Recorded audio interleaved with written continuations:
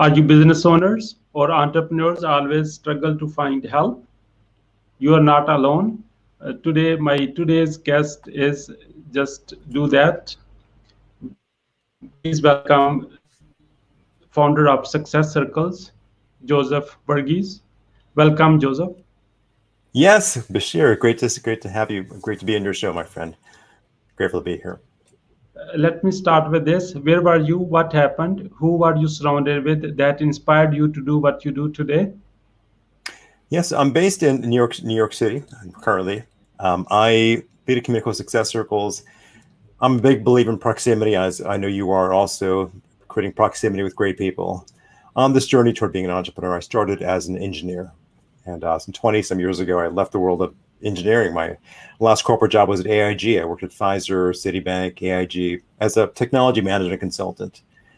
Made some shifts. I could talk about, like, on this journey being an entrepreneur. I was never trained to be an entrepreneur. My dad aspired to be an entrepreneur. He was a civil engineer himself. And then, like, over the course of those years, seeing my dad struggle in his corporate job as a civil engineer, he built airlines. I had a realization that entrepreneurship was my path. And fortunately, it was early on this journey, some 20 years ago. And life events happened and put me on this path. And what's helped me succeed or be able to course correct on a regular basis is just the ability to be around great people and get feedback on a regular basis. And I realize as entrepreneurs, we all need feedback. We all need to be with people who are a step or two ahead of us to help guide us on this journey. And then I'm able to provide that to people too as well also. So that's a bit of my journey. There are chapters to this journey too as well. I mean, certain things I haven't shared, getting to a car accident, my mom having a heart transplant when I was at college, my last year engineering college. I can go deeper into those stories, those experiences. I am all about serving entrepreneurs and solopreneurs so we can win the day each and every day, because it can be a very lonely path sometimes, especially when we're managing a business, managing a team, and don't necessarily have a peer group around ourselves to stay engaged, where there's accountability, where there's feedback, where there's a bit of an advisory board. And that's what I do with Success Circles, and that's what we've been doing for 16 years now. We started in 2005.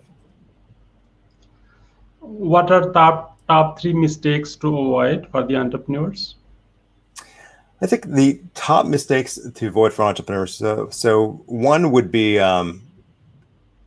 not getting too comfortable. So we're being disrupted on a regular basis. Where things were 15, 20 years ago, even 10 years ago, 5 years ago, things are being disrupted. So it's important to keep innovating.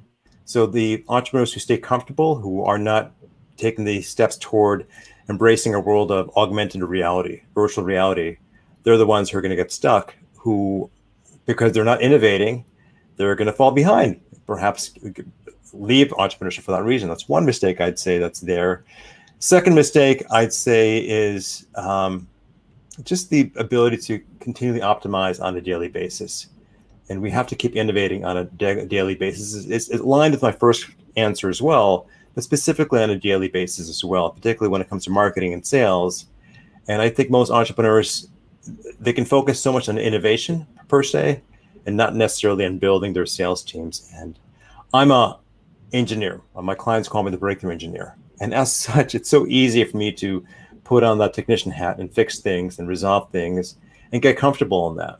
And what I've learned over the years, past decade plus, is it's so important to get really good sales at selling, at communicating, at leading on stage. So I'd say the second mistake entrepreneurs make is they get stuck in a certain kind of wearing a certain hat. And because they're stuck in that hat, they're not really innovating their sales teams, their marketing teams, and their communication skills. That's the second thing I'd say. The third mistake I'd say has to do with hiring the right people.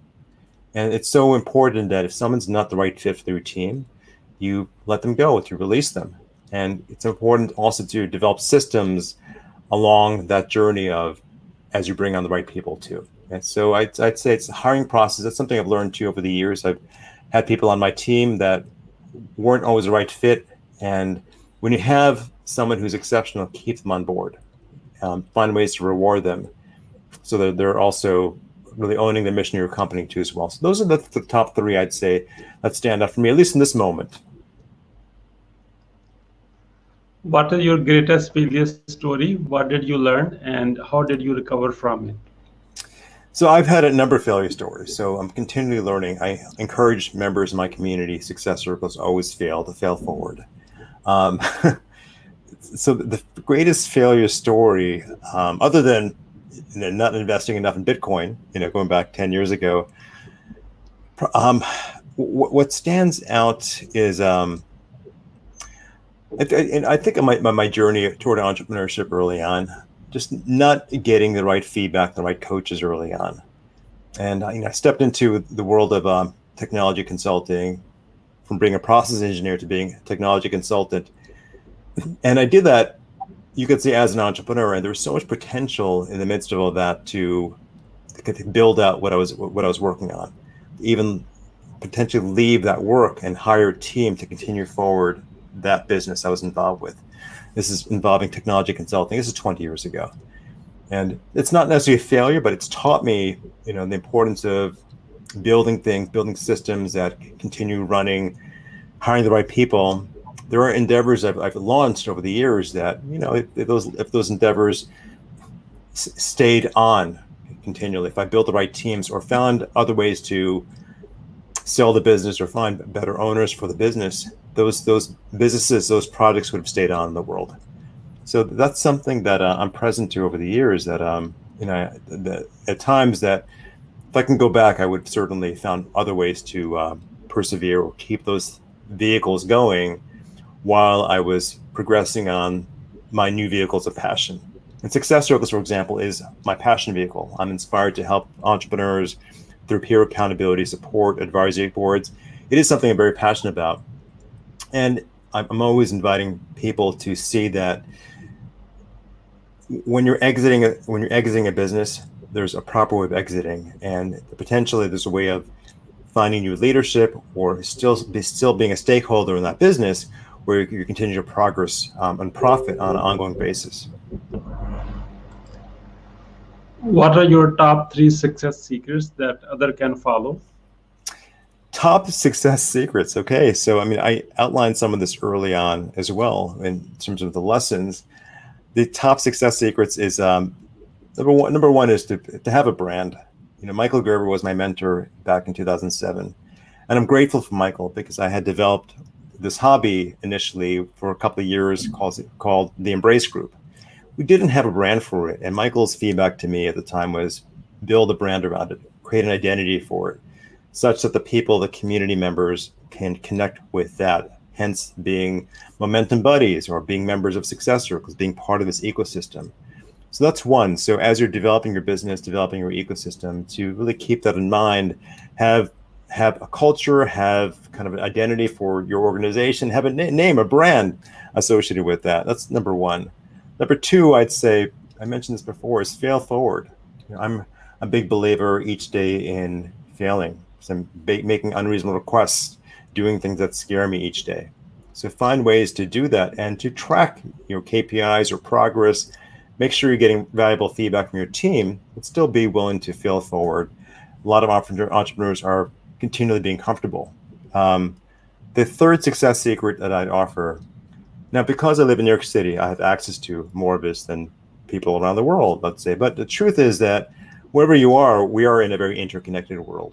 So I know, Bashir, you're from Pakistan. You're based in Canada now. I'm based in New York. My heritage is from India. But the truth is we're in this world that's very connected. And there are opportunities all around you if you're willing to tap into the right networks. Use LinkedIn, for example. To use Clubhouse. Clubhouse is the newest platform. Basically connecting with people around the world toward building things. So I'd say in alignment to that, our ability to communicate effectively is so vital. Our ability to sell ourselves, sell our services, our ability to listen is very vital too. So I invite all of you out there as a success strategist, learn these skills. I was fortunate too, because on my journey toward being an entrepreneur, I stuttered a bit, going back 20 years ago. So I would eat my words a bit. And fortunately, someone put me on this path early on where In addition to running businesses, I was also learning how to communicate well. Toastmasters, studying improv, studying comedy, just things that help me think out of the box and things that also help me to communicate more effectively with more impact. And I would say that if you want to be an entrepreneur, it's so important that you learn how to communicate with impact on a, as often as possible, to get on stages. For example, here with Mr. Bashir here, it's very important to be able to connect with other great minds, get on stages, platforms, be able to communicate your services, and learn how to do this early. Joseph, thank you. We are entering into quick round, which is quick answers and quick response. Are you ready for it? Yes, bring it on. Okay. What is the most impactful business book you have read, and what did you learn from it?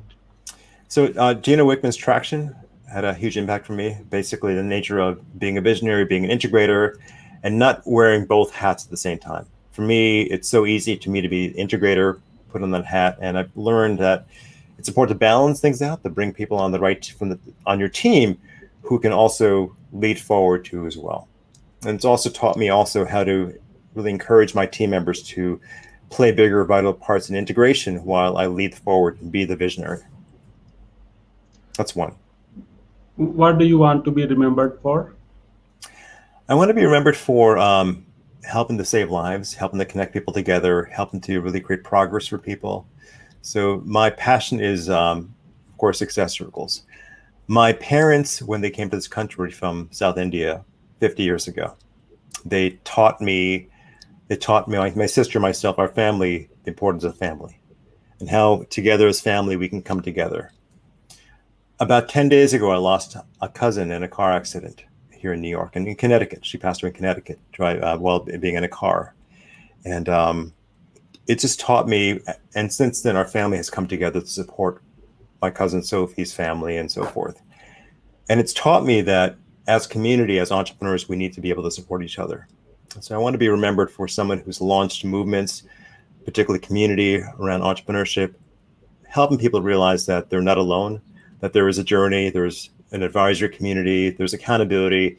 It's not difficult, it's all accessible. And for the same reasons why many of my dreams came true at a young age due to these family structures, for entrepreneurship, that's accessible too as well. You can also tap into a family of resources that are available to you in crowdsourcing your dreams and your success too. And that's what I want to be remembered for. How do you overcome a challenge life throws at you? I get feedback on a regular basis. So I married someone smarter than me. That's one thing. And I'm also on a regular basis, I get feedback. I have a buddy call in the morning with my SuccessCircles buddy. We're 2 weeks at a time. So I'm able to get in dialogue, share my challenges, and get feedback. And if that person is not able to provide me that feedback, I can always reach out, message someone else in my community, get on a call with them to understand what I'm dealing with. Sometimes perspective can go a long way. Sometimes we're so stuck seeing life being a certain way, especially given times of COVID and given times where we're more isolated. Isolation is a dream destroyer. So I found that a lesson for me, for all of us, is to get in dialogue, find someone in a mastermind or a buddy, like we offer in SuccessCircles.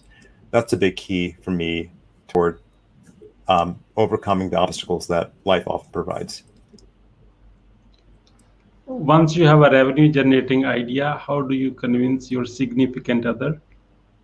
That's a good question. So my wife's a physician. She's very, it's also understanding how she communicates too as well. So most women are more security based. Most men are more, especially entrepreneurs, we're more risk takers. So it's speaking into their listening, speaking into her world. So what I've learned is just letting her know that we're secure, we're taken care of. All the facets of my business are running well. Certain businesses are running very well. And here's a risk we're taking. Here's an opportunity that's available to us. And this is what the risk means. And her feedback is very useful too at times. So sometimes, even her feedback, particularly being someone who's very security oriented, as most women are, is very beneficial at times. So it's less about convincing. It's more about listening and speaking into her world, speaking into her concerns for our family, our future.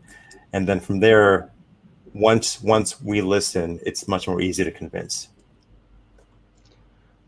What do you want to do when you grow up? Great question. So I've always been an adventure seeker. So I'm still growing up, and I'll always be an entrepreneur on this journey. Always will be. So it's all about creating more impact in the world with Success Circles and many of the other ventures we have in place. So I'm still growing up. I don't know if I'll ever grow up, but as someone who's adventure seeking, it's balancing all of that. I want to show my kids that they can have it all if they choose to. And if I could be something for a period of time, I would scuba dive on a regular basis. But even that gets boring at some points, right? So it's still operating a business, knowing that people are being served continually, and balancing that sense of adventure too. Who is your living mentor and what is the impact they left on you? So I have a number of mentors I work with. Some of these mentors probably you've worked with too in the past: Jay Abraham, Michael Gerber. My current mentor is a man named Sean Callaghy. He runs multiple businesses. One is called Unblinded, and it's taught me quite a bit too, as far as just the ability to listen, to create impact, to build teams, to improve the way I communicate in what he calls integrity-based influence. So he is my current living mentor, and he's somebody I pay quite a bit to mentor me on a regular basis.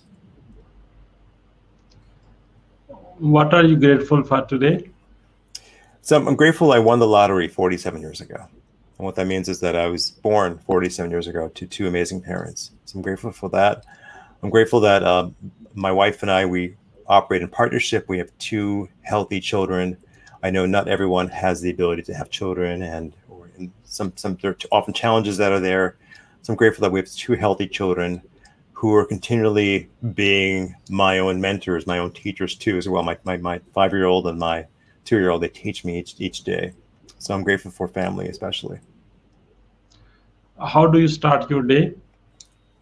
So I start my day interesting ways. So first of all, I get up and I prime. So when I talk about priming is when back in the days before you paint a wall, you would prime the wall with a special kind of pre-paint for the paint to stick eventually. So I prime my mind each day through meditation, through breath work.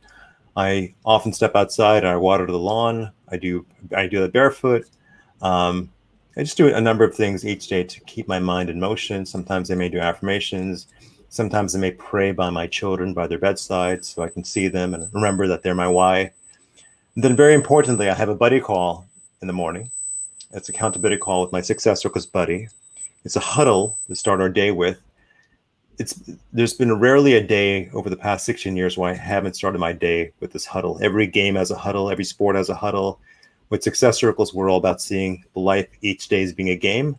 So that huddle I have one-on-one with my buddy for 2 weeks, each weekday, is a major way I start my day. Getting feedback, sharing gratitude, focusing on my why, knowing that the why is the driver toward everything we want. My why is my family, of course, and generational health and wealth. My why is a driver. Being able to speak that out in dialogue on a huddle for me at the start of my day allows me to win the day, essentially. Why is being impactful important to you? I believe that it's interesting that a colleague of mine mentioned this to me recently. And that is that I believe some people are fine being comfortable in life. They're fine watching Netflix and making ends meet and having a certain salary. And for me, it's being taught at a young age that there's more to this, that we're each given unique gifts from our Creator. And for me, it's knowing that at some point I'm going to be in communications with my Creator at the end of life. And I'll be asked the questions like, have you used the gifts you've been given to you? So my gifts happen to be my voice, my ability to communicate effectively, to see the best in people, to love on people. And the question is, have I been able to use those gifts effectively toward the things that matter to me, toward creating value in the world and potentially in saving lives, which I believe that my community provides for most entrepreneurs out there. So for me, it's creating impact is about creating impact in the world. Is knowing that people's lives are being changed, that they're progressing, and then as they progress, the people around them are progressing too, and that we all can come together potentially as a family, helping each other progress together, knowing that as we create progress, it creates more happiness, it creates more measurable progress for the whole planet, right? Because entrepreneurs are the ones who really make this planet what it is. Who is your ideal client? So I have multiple projects, businesses I'm involved with. So one of them for SuccessCircles, my passion business, something I've invested 15,000 hours over the years. Growth-minded entrepreneurs. Growth-minded entrepreneurs are the ones I serve. When I say growth-minded, they're committed to something bigger, creating impact in the world. Perhaps they've been students of coaching, training, Tony Robbins, perhaps. They tend to be my best clients. I also work with engineers because I'm a former engineer myself, because I had challenges from being an engineer to an entrepreneur. We developed a brand called Breakthrough Engineer, breakthroughengineer.com. And this is about serving engineers. Engineers also have the highest suicide rates. They're number 5 on the list. And part of my motivation is to help engineers realize that they can think out of the box, and have support and have a peer, a mentor they can connect with to support them in re-engineering themselves, re-engineering their lives, and potentially even having it all too. I certainly struggled years ago, someone who stuttered, who didn't know about relationships, who really had challenges on that journey, figuring it out. And if I could serve other engineers as well, it would move my heart tremendously. What would you say about your guest experience today on the show? Sure, it's fantastic. I mean, great questions. I appreciate you, and the questions are very much in line with my purpose and path, helping others, really stepping into their voice as leaders. How can we support you? This is all dialogue. So you and I are having dialogue here. So I would say that if anyone wants to have more dialogue with me, have a buddy, check out SuccessCircles.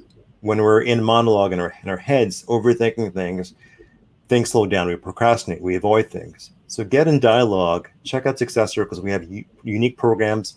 We have a buddy program where you get to be in dialogue with a buddy on a daily basis, a peer coaching partner. Or you can connect with a team, and the team being, we have a mastermind component called the Momentum Team. We're all on this playing field of life, playing the sport of life. So we have a team here to support you. Once again, it's getting dialogue, getting feedback from an advisory board, a team who's out there to support you in winning your game as well. So SuccessCircles.com to learn more. And if you want to learn more about our engineering program, go to BreakthroughEngineer.com. Thanks so much, Bashir. What would you say as a final word? Final word I mentioned before is progress. Progress is everything. So 1% progress each day adds up quite a bit. 1% progress each day is 37 times the level of progress over the year. So embrace progress each day. It doesn't have to be perfect. 1% progress, even 0.5% is progress. And part of that is just staying on the journey, minimizing friction, just getting a little better each day, and noticing as you're celebrating the wins, the victories, how much better you're getting and how good it feels to be better as well. Progress is a word. Joseph, thank you so much for your time and wisdom on the behalf of Entrepreneur Empowerment Club and our entire team. We really appreciate you. Thank you so much. Bashir, it's my pleasure. Thank you, sir, for the opportunity. And for you, keep winning your game, my friend.